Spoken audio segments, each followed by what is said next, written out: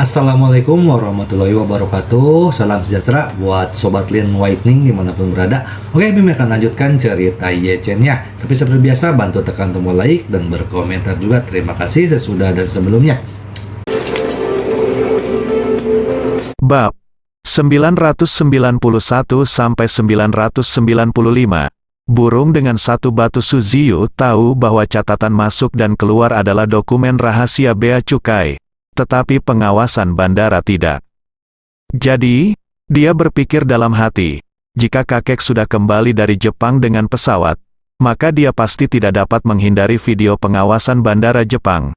Saya hanya perlu membaca videonya dengan hati-hati, dan saya pasti akan menemukannya.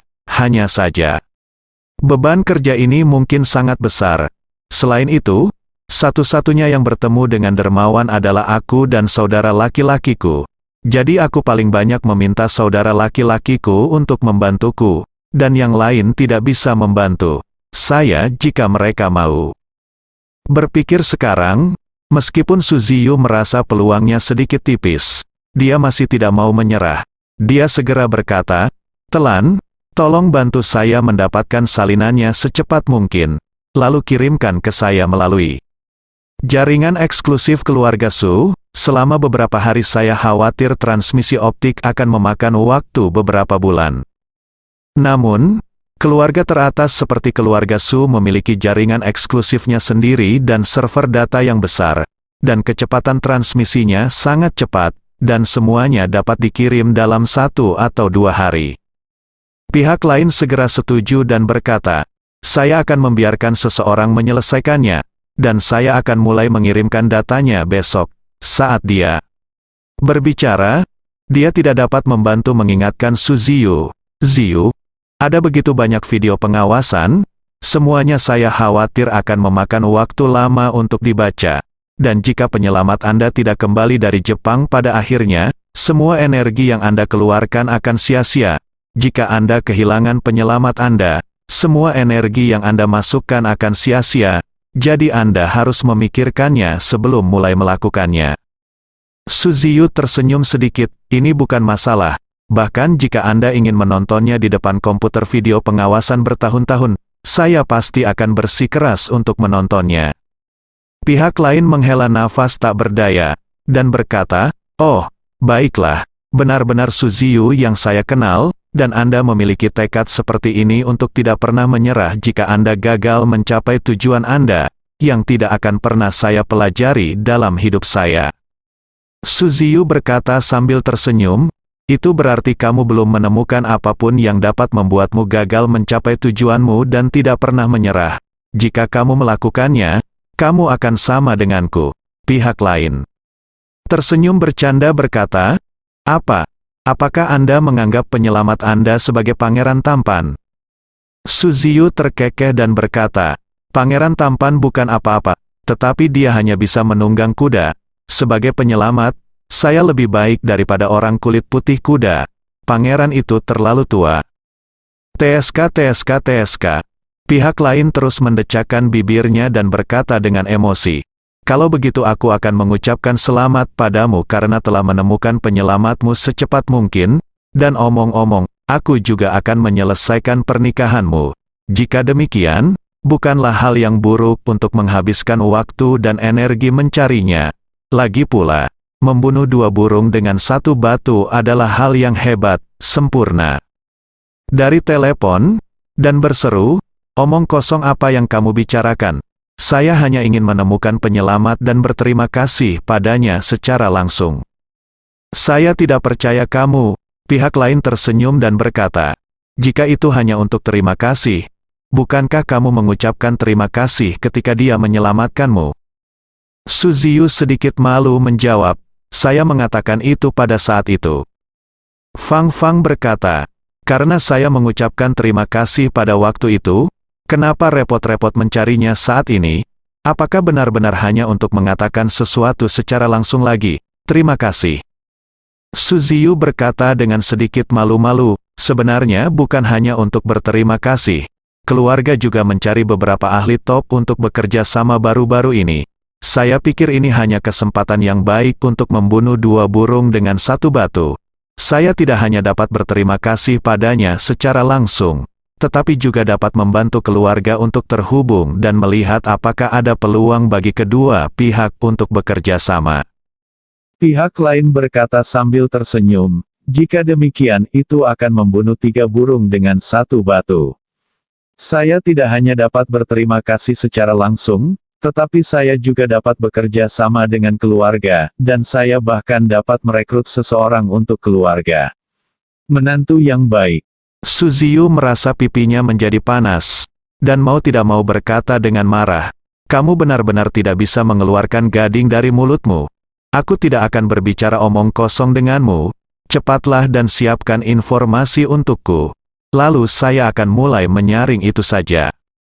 Pihak lain berhenti menggoda dan berkata dengan serius, "Saya akan mengaturnya. Tetapi hari ini adalah tahun baru Imlek ke-28, dan malam lusa akan menjadi malam tahun baru. Ada begitu banyak aturan dalam keluargamu selama tahun baru Imlek. Apakah kamu cukup sibuk?" Dia memusatkan seluruh perhatiannya pada persiapan barang-barang tahun baru. Ini adalah festival musim semi yang paling dinantikan Ye Chen sejak orang tuanya meninggal. Dalam beberapa tahun terakhir, dia telah hidup terlalu keras, dan festival musim semi tidak berbeda dari biasanya. Tidak hanya dia tidak dapat menikmati kehangatan keluarganya, tetapi dia juga akan merasa sedih karena semua orang bersatu kembali dengan keluarga mereka. Setelah menikah dengan Xiao Churan, dia tidak tertarik merayakan tahun baru. Karena sebelum tahun baru, seluruh keluarga-keluarga Xiao merayakan tahun baru bersama, dan Ye Chen secara alami menjadi sasaran sarkasme semua orang. Malam makan malam, dia akan dipermalukan merasa malu. Sebaliknya, situasi tahun ini jauh lebih baik, jadi ini telah menjadi festival musim semi yang paling dinantikan di hati Ye Chen sejak orang tuanya meninggal. Keesokan paginya, malam tahun baru, keluarga makan bersama di meja makan. Ye Chen membuat daftar semua barang yang akan dibeli untuk istri dan ayah mertuanya, dan membuat beberapa penyesuaian menurut pendapat semua orang, dan mendapatkan versi final. Karena kaki Malan patah lagi, dan Xiao Churan harus bertahan pada hari terakhir kerja, maka Ye Chen dan Xiao Changkun berkewajiban untuk menjadi pembeli. Weng dan menantu laki-lakinya bersiap, dan setelah sarapan, mereka pergi ke supermarket bersama untuk berbelanja. Setelah sarapan, Xiao Churan berdiri dan berkata, "Suami, ayah, ibu, saya harus pergi ke perusahaan. Hari ini adalah hari kerja terakhir sebelum liburan. Saya harus menyelesaikan beberapa proyek yang ada, dan lalu laporkan ke karyawan. Mari kita rapat, kirim amplop merah tahun baru Imlek." Malan bergumam ke samping, "Mengapa para karyawan membagikan amplop merah, bukankah semuanya dibayar?" Xiao Churan berkata dengan serius, "Semua orang telah bekerja keras untuk proyek ini sejak lama. Bagaimana mungkin kita tidak membagikan amplop merah di akhir tahun? Tidak hanya amplop merah, tetapi juga bonus akhir tahun, Ma." Lan merasa tertekan, dan berkata, "Uang ini jelas dapat disimpan. Tetapi jika Anda harus mengirimkannya ke orang luar, saya benar-benar tidak tahu harus berkata apa kepada Anda." Ye Chen berkata saat ini, "Bu, perusahaan hanya bisa menjadi lebih baik dan lebih baik dengan mengandalkan kerja keras para karyawan. Melihat tahun baru telah berakhir. Jika Churan, sebagai bos, tidak mengungkapkan apapun, karyawan akan merasa kecewa padanya. Jika orang kembali setelah tahun baru Imlek dan mengajukan pengunduran diri, apakah perusahaan ini tidak dapat beroperasi?" Xiao Changkun juga bergema saat ini, "Menantuku benar, kamu jalang akan mati. Jika kamu benar-benar diizinkan menjadi bos, kamu pasti lebih kejam dari acar minggu itu, Ma." Lan memelototinya, "Xiao Changkun, kamu satu-satunya yang punya mulut, bukan? Coba ucapkan satu kalimat lagi. Nyonya tua saya masih bisa menggaruk wajah lama Anda jika dia lumpuh." Xiao Changkun menciut ketakutan, dan berkata dengan kesal, "Aku terlalu malas untuk berdebat denganmu." Xiao Churan menggelengkan kepalanya tanpa daya, dan berkata, "Oke, ayah, kamu bisa pergi berbelanja dengan Marvin Ye, aku juga harus pergi bekerja." "Bagus, Xiao Changkun mengangguk dan berkata, "Kamu duluan, kita akan pergi ke sana sebentar lagi." Saat dia berbicara, bel pintu berbunyi di luar. Xiao Changkun menyalakan intercom video, dan melihat beberapa pria parubaya berjas berdiri di depan kamera. Pemimpin berkata dengan hormat, "Maaf, apakah Tuan Ye ada di rumah?" Hong Wu yang berbicara. Dan di sampingnya, ada Chen Zekai, Qin Gang, Wang Zenggang dan Wei Liang di belakangnya. Sepertinya ada beberapa orang lagi, tapi Xiao Changkun tidak bisa melihat dengan jelas. Dia hanya bisa katakan bahwa ada pria dan wanita, ada tua dan muda. Jadi, dia buru-buru berkata kepada Marvin Ye, "Menantu, banyak orang terhormat datang mencarimu." Ye Chen telah mendengar suara Hong Wu melalui pengeras suara sistem intercom. Dia tidak menyangka Hong Wu akan datang ke rumahnya saat ini, dan menurut apa yang dikatakan lelaki tua itu, sepertinya dia bukan satu-satunya. Jadi, dia bangkit dan berkata, "Ayah, biarkan aku membuka pintu." Xiao Churan bertanya dengan heran, "Ye Chen, orang-orang yang datang ke sini tidak mungkin adalah tokoh-tokoh besar yang datang menemuimu untuk Feng Shui, kan?" Chen tersenyum dan berkata, "Pasti mereka. Hanya mereka yang memanggilku Tuan Ye." Xiao Churan menggelengkan kepalanya tanpa daya, dan berkata dengan bercanda, mengembalikan Tuan Ye, "Menurutku kamu hampir sama bodohnya dengan Yeda. Alice, ini adalah keterampilan untuk meyakinkan orang lain." Setelah selesai berbicara, dia melangkah keluar dan berjalan melintasi halaman menuju pintu. Pintu terbuka, dan Ye Chen langsung terpana dengan pemandangan di depannya. Ternyata Hong Wu, Chen Zekai, Qin Gang, Wang Zenggang dan Wei Liang bukan satu-satunya yang ada di depan pintu. Qin Gang juga membawa Qin Ao Sui dan Qin Ao Dong. Wang Zenggang juga membawa Wang Yunfei dan Wang Yunkai. Tuan Song yang berwajah merah sebenarnya datang dengan Song Wanting dan Song Honor. Pria tua berseri Tian Qixi juga membawa cucunya Chen Xiao Zhao di sisinya. Bahkan Li Tailai, orang terkaya di Haicheng, bergegas bersama Zhao Hao, saudara laki-laki baik Ye Chen dari panti asuhan saat itu, dan Zhao Hao, sekarang pengemudi dan asisten Li Tailai, dengan gaji tahunan beberapa juta, telah menjadi favorit Li Tailai, orang. Begitu banyak orang mengendarai puluhan mobil, besar dan kecil, dan jalan di depan rumah tipe A Thomson Yipin diparkir seluruhnya. Sebelum Ye Chen sadar kembali, semua orang mengepalkan tinju mereka ke arah Ye Chen dan berteriak dengan hormat, "Tuan Ye baik." Dengan banyaknya orang yang berteriak serempak, orang-orang di seluruh area villa terkejut, dan banyak orang sudah keluar dari teras untuk memeriksa apa yang terjadi. Ketika mereka melihat begitu banyak mobil mewah kelas atas, begitu banyak nama besar dari Jinling dan Haicheng berkumpul di gerbang Villa A05, mereka semua terpana. Pada saat ini, Nyonya Xiao, yang lapar sepanjang malam, mendengar gerakan itu dan bergegas ke balkon di lantai 2. Balkon di lantai 2 adalah kamar tempat tinggal Xiao Changqian dan Xiao Hailong. Xiao Weiwei dan Qian Hongyan juga merawat mereka di sini saat ini. Mendengar gerakan di luar, Xiao Weiwei dan Qian Hongyan sudah melangkah lebih dulu dari yang lama nona dan pergi ke teras untuk melihat apa yang terjadi. Ketika mereka melihat begitu banyak orang terhormat datang ke rumah Ye Chen, ekspresi Xiao Weiwei dan Qian Hongyan sama jeleknya dengan mereka. Pada saat ini, wanita tua itu juga datang dan bertanya dengan heran, "Mengapa ada begitu banyak mobil? Apa yang mereka lakukan?" Qian Hongyan berkata dengan masam, "Apakah kamu tidak melihat keluarga Ye Chen, dan banyak dari mereka orang besar? Saya baru saja melihat bahwa tampaknya ada orang tua dari keluarga Song. Dan Li Tailai, orang terkaya di Haicheng." Xiao Weiwei berkata dengan mata merah, "Saya melihat Wang Zenggang dan saudara Yunfei." Wang Yunfei, yang paling awal, adalah tunangan Xiao Weiwei. Pada saat itu, Ye Chen masih menjadi bajingan busuk di mata semua orang, dan Wang Yunfei adalah menantu yang baik di masa depan yang membuat seluruh keluarga Xiao puas. Xiao Weiwei melihat bahwa dia akan menikah dengan keluarga Wang, dan dia sangat sombong setiap hari. Saat itu, Xiao Weiwei sedang berada di puncak hidupnya yang penuh ambisi.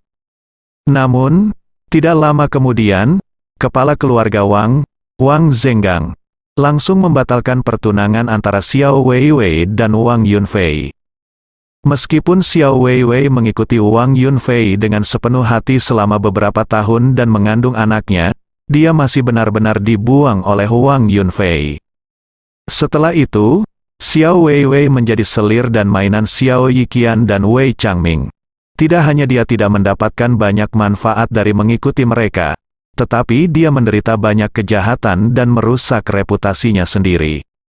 Xiao Weiwei saat ini bahkan lebih sengsara. Meskipun dia masih tinggal di Villa Thomson Yipin yang mewah ini, dia lapar sepanjang malam, tetapi dia bahkan tidak punya uang untuk sarapan. Dalam keadaan seperti itu, ketika dia melihat Wang Yunfei lagi, segala macam adegan dari tahun itu muncul di depan matanya, yang membuatnya merasa sangat sedih. Setelah beberapa saat, mata Xiao Weiwei dipenuhi air mata, dan kemudian dua garis air mata panas keluar dari matanya. Dia tidak bisa menahan isak tangis pelan. "Kakak Yunfei, kenapa kamu tidak menginginkanku lagi? Kakak Yunfei, kesalahan apa yang aku lakukan sehingga membuatmu pergi begitu putus asa aku, Kakak Yunfei?"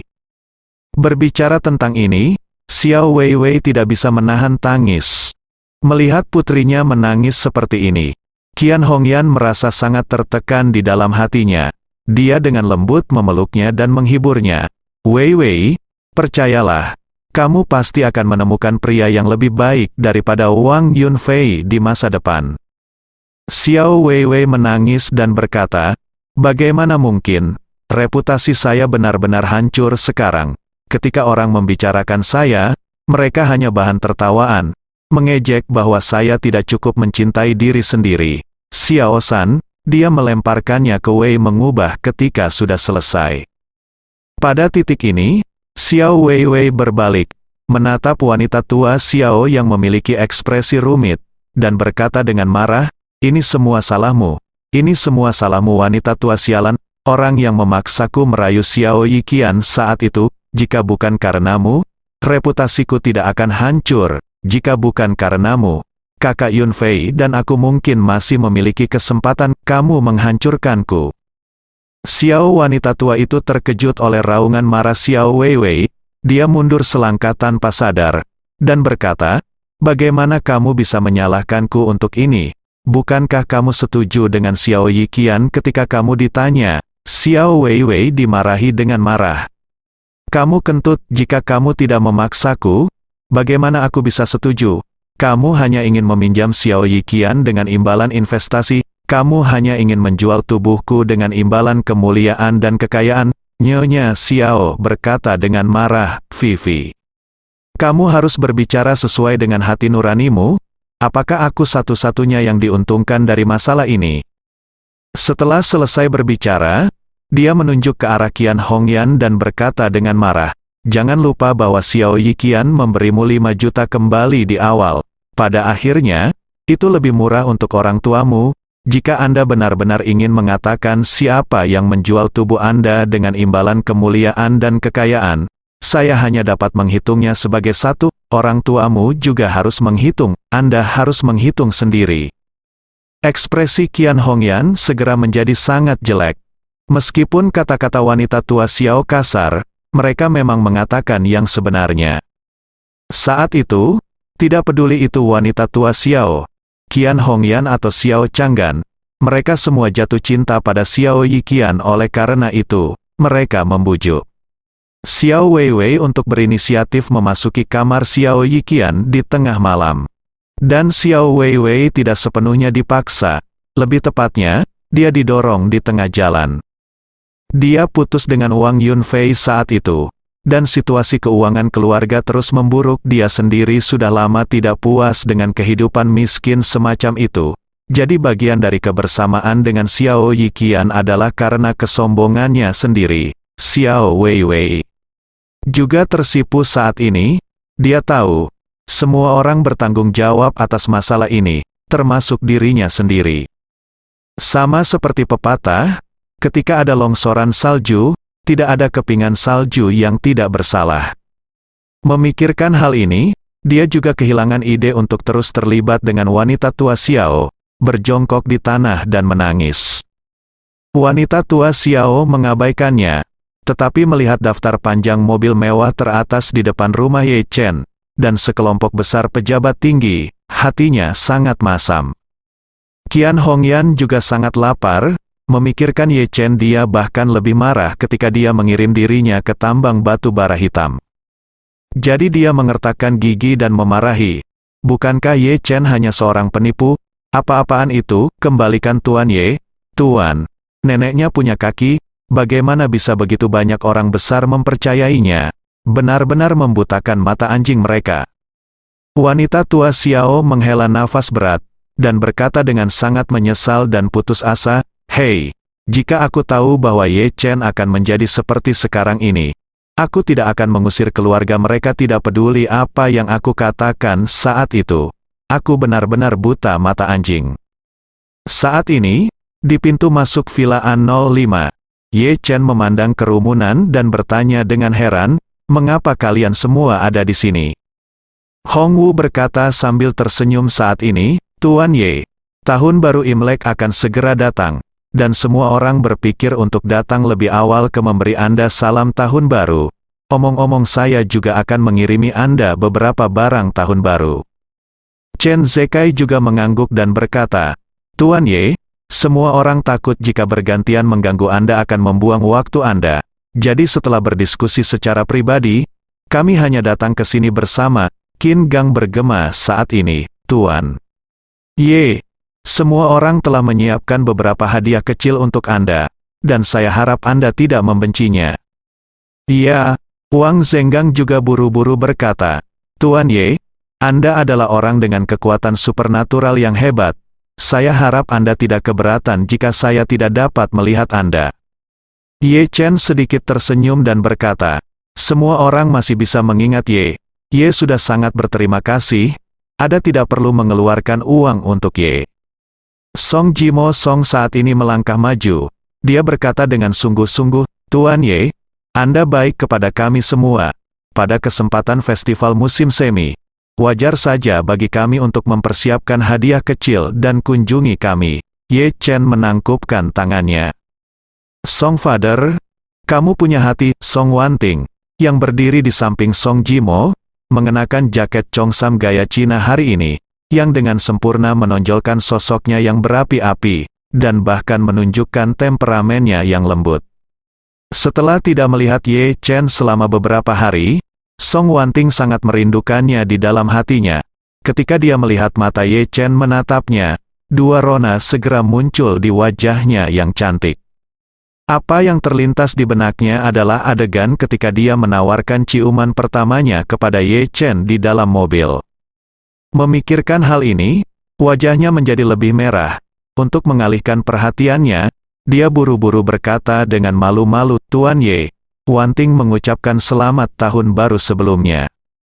Tidak mau kalah, Qin Aoswei berkata, "Tuan Ye, pelatih Ye, Aoswei juga mengucapkan selamat tahun baru sebelumnya, dan berharap yang terbaik untuk Anda di tahun baru." Chen Xiao Zhao buru-buru berkata, "Tuan Ye." Xiao Zhao juga mengucapkan selamat tahun baru.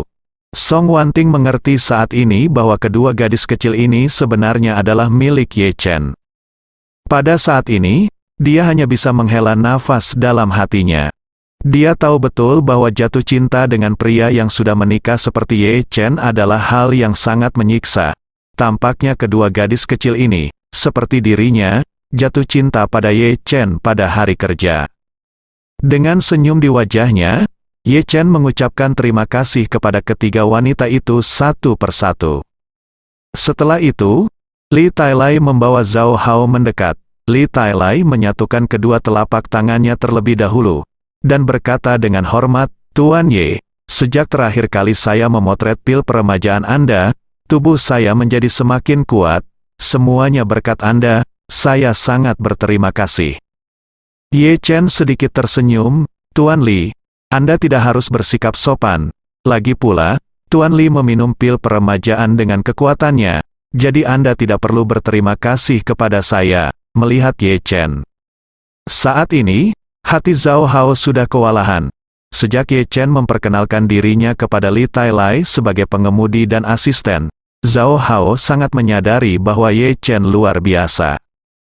Namun, dia benar-benar tidak menyangka bahwa kekuatan Ye Chen akan begitu kuat. Bosnya memintanya untuk pergi ke Jinling dalam perjalanan khusus hanya untuk memberi Ye Chen hadiah tahun baru, yang sudah sedikit mengejutkannya. Tetapi setelah tiba, dia menemukan bahwa pemandangan itu bahkan lebih mengejutkan. Di seluruh Jinling, hampir semua orang dengan kepala dan wajah datang. Selain itu, mereka semua menunjukkan kerendahan hati di depan Ye Chen. Pemandangan ini sungguh mencengangkan. Justru karena keterkejutan di hatinya, Zhao Hao kurang lebih bingung saat menghadapi Ye Chen. Ye Chen memandang Zhao Hao saat ini, dan berkata sambil tersenyum, "Maus, apakah semuanya baik-baik saja baru-baru ini?" Zhao Hao buru-buru berkata, "Kembali ke Tuan Ye. Semuanya baik-baik saja untuk saya baru-baru ini, terima kasih kepada Anda dan Presiden Li karena telah merawat saya." Ye Chen menjadi serius ketika mendengar ini, dan berkata dengan serius, "Maus, semua orang yang hadir dapat memanggil saya, Tuan Ye, hanya Anda yang tidak bisa." Zhao Hao berkata dengan agak malu, "Kamu, aku, hei, termasuk Tuan Li, begitu banyak orang yang aku hormati padamu begitu banyak, bagaimana saya bisa menjadi pengecualian?" Ye Chen berjalan ke arahnya, menepuk pundaknya, dan berkata dengan sangat serius, "Tikus, mereka memanggil saya Tuan Ye karena saya kurang lebih telah membantu mereka. Tetapi kamu, Zhao Hao, berbeda." Zhao Hao berkata dengan tergesa-gesa, Aku di sini hari ini berkat bantuanmu, bantuan yang kamu berikan padaku sangat mengejutkan. Aku harus menghormatimu lebih dari yang lain." Ye Chen berkata dengan ekspresi tidak senang, "Jangan bicara omong kosong denganku di sini, kami berdua tumbuh bersama di panti asuhan ayah. Meskipun kami tidak dilahirkan dari ibu yang sama, selama tahun-tahun di panti asuhan, kita berdua tidak ada bedanya dengan saudara. Setelah bertahun-tahun, kamu dan aku saling mendukung, mengandalkan satu sama lain, dan berbagi suka dan duka. Aku akan membantumu, kita bersaudara, sopan padaku." Mendengar ini, Zhao Hao merasa sedikit malu sambil berterima kasih. Dia berpikir dalam hati, "Saya selalu takut bahwa saya tidak akan bisa memanjat Ye Chen. Jadi saya menjadi semakin takut di depannya. Tetapi semakin saya melakukan ini, semakin saya tidak terbiasa dengannya. Tapi Ye Chen selalu menganggapku sebagai saudara.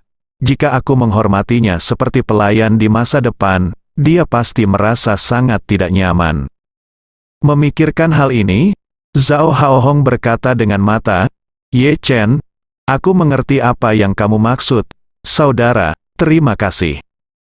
Chen tersenyum sedikit, mengangguk dan berkata, "Ini saudara laki-lakiku. Ye Chen, jika kamu memanggilku Tuan Ye lain kali, aku akan langsung putus denganmu." Zhao Hao buru-buru berkata, "Ye Chen, jangan khawatir, saya tidak akan pernah memanggil Anda Tuan Ye lagi. Anda Ye Chen bukan Tuan Ye di depan saya, tetapi saudara laki-laki saya Zhao Hao. Saudara laki-laki saya dari kehidupan Zhao Hao, Ye." Chen mengangguk sedikit, dia berkata dengan lega, "Aku sangat senang mendengar kata-katamu." Pada saat ini, Xiao Changkun dan Xiao Churan juga keluar.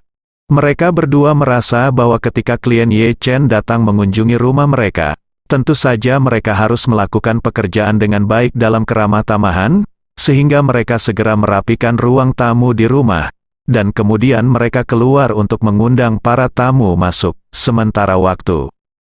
Tetapi setelah mereka keluar, keduanya menemukan bahwa jelas ada lebih banyak orang di luar daripada yang mereka duga.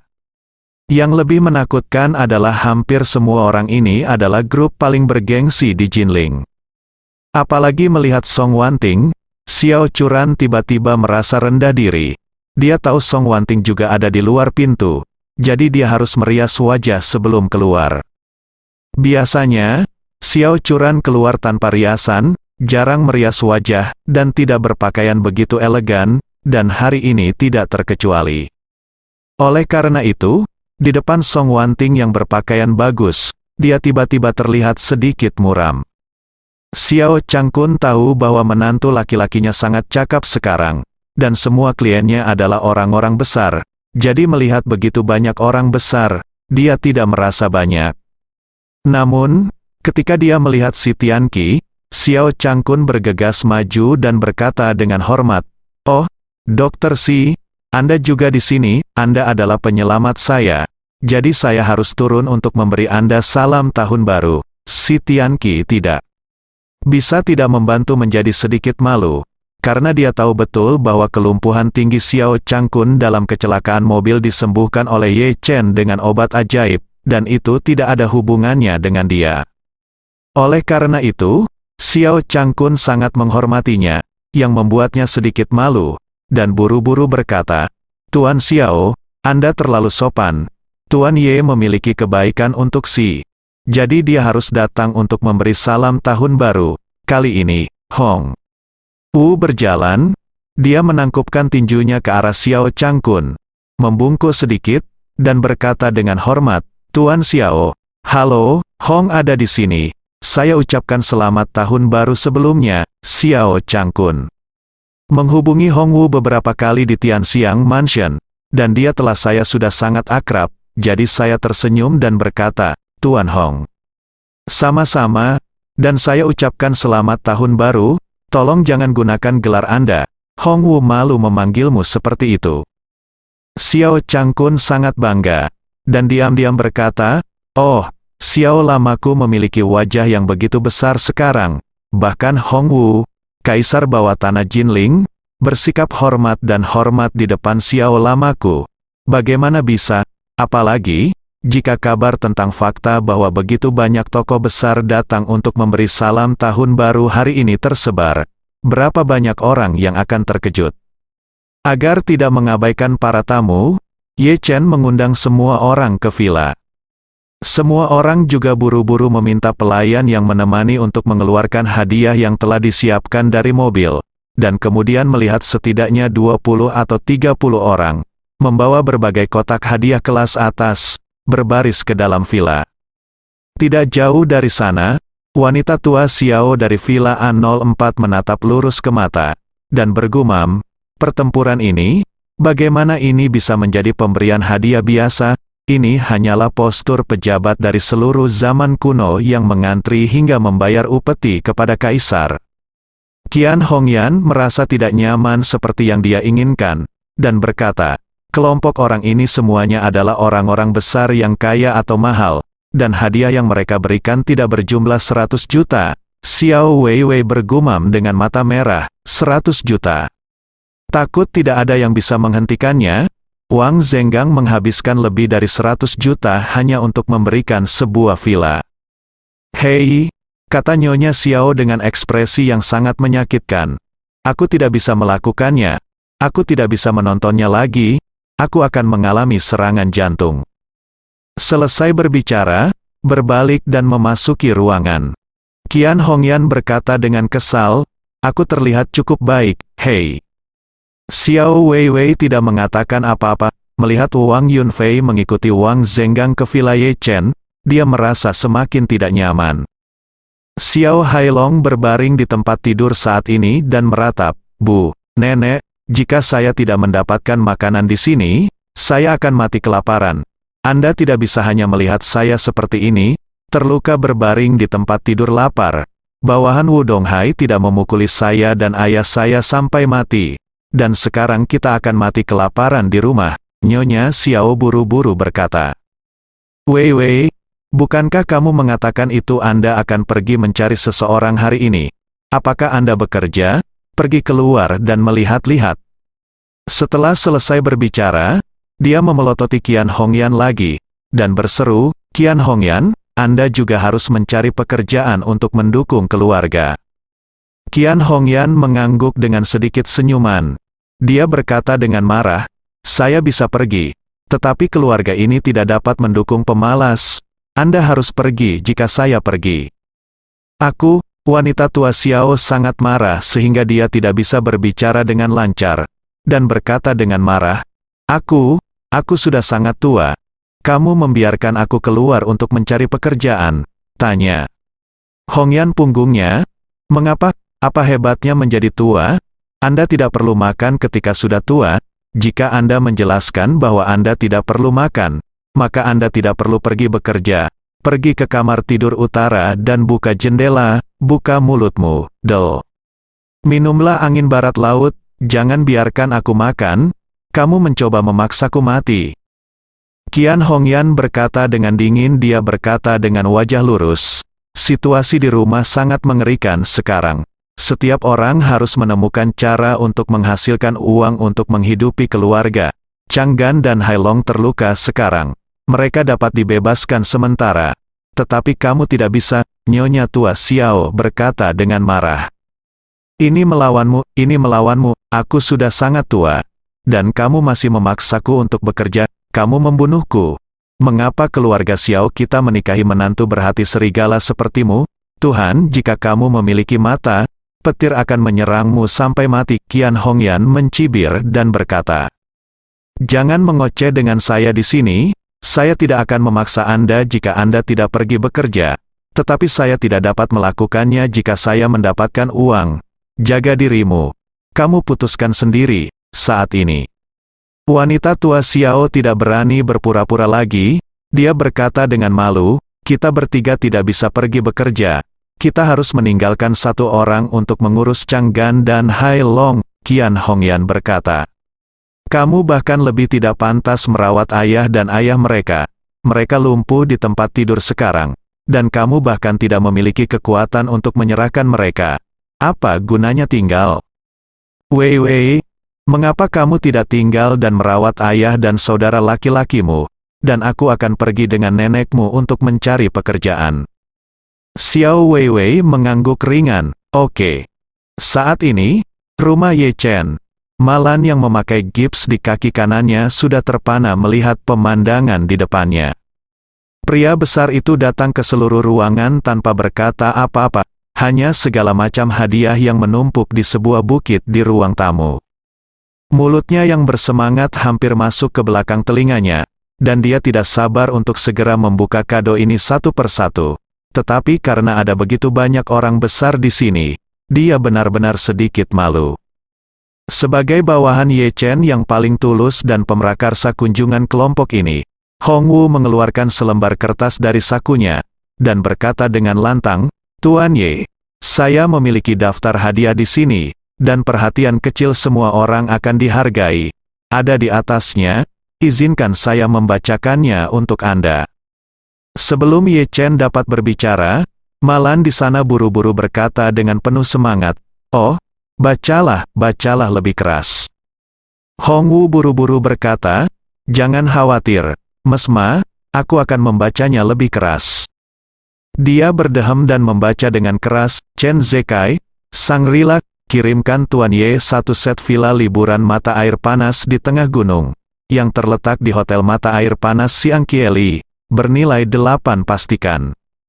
Kalimat ini membuat Malan tertegun. Malan tidak dapat menahan diri untuk berteriak dengan penuh semangat dari lubuk hatinya, "Ibuku tersayang, ini adalah villa mata air panas senilai 80 juta yuan.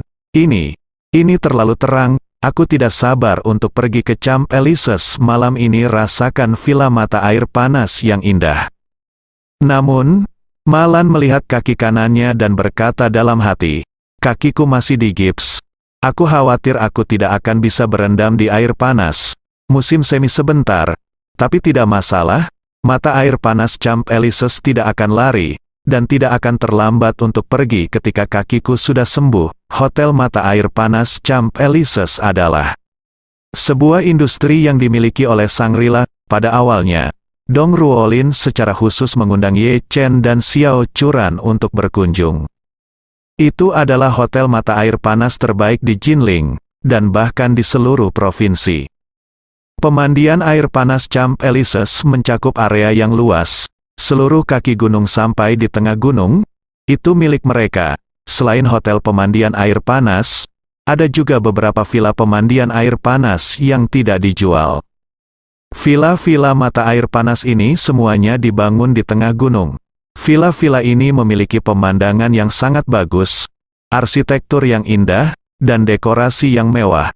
Lebih penting lagi, ada mata air panas alami di dalam villa-villa ini, dan ada mata air panas sepanjang tahun.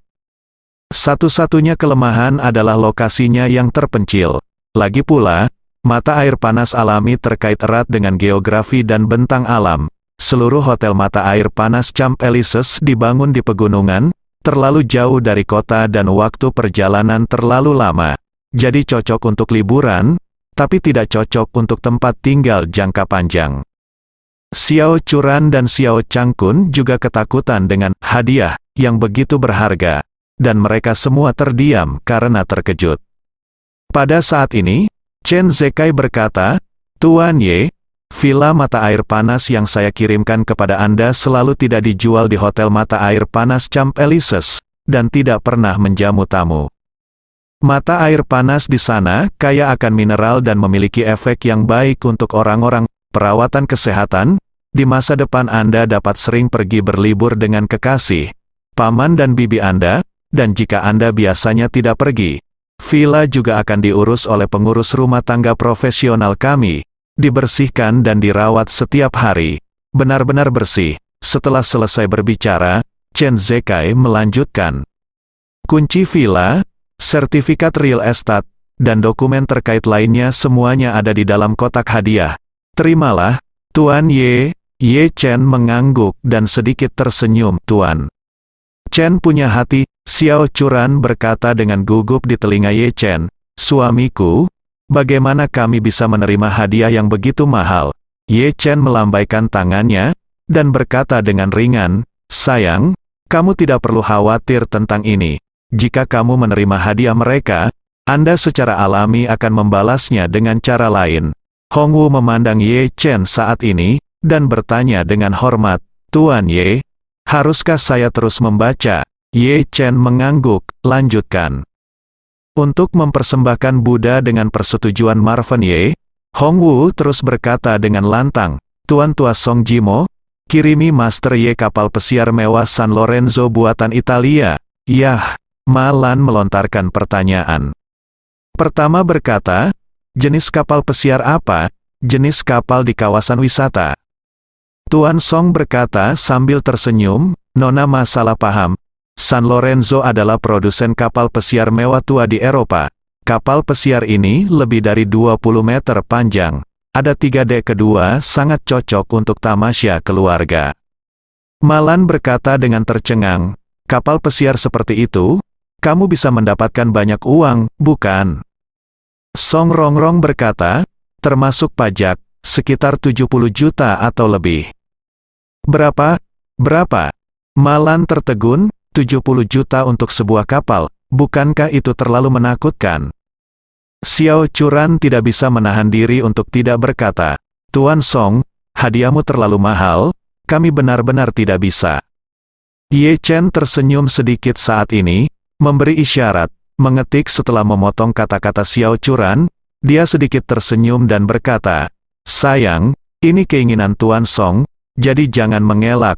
Setelah itu, dia melihat ke arah Song Jimo, sedikit menangkupkan tangannya dan berkata, "Tuan Song, Ye Chen ada di sini, terima kasih kamu sangat."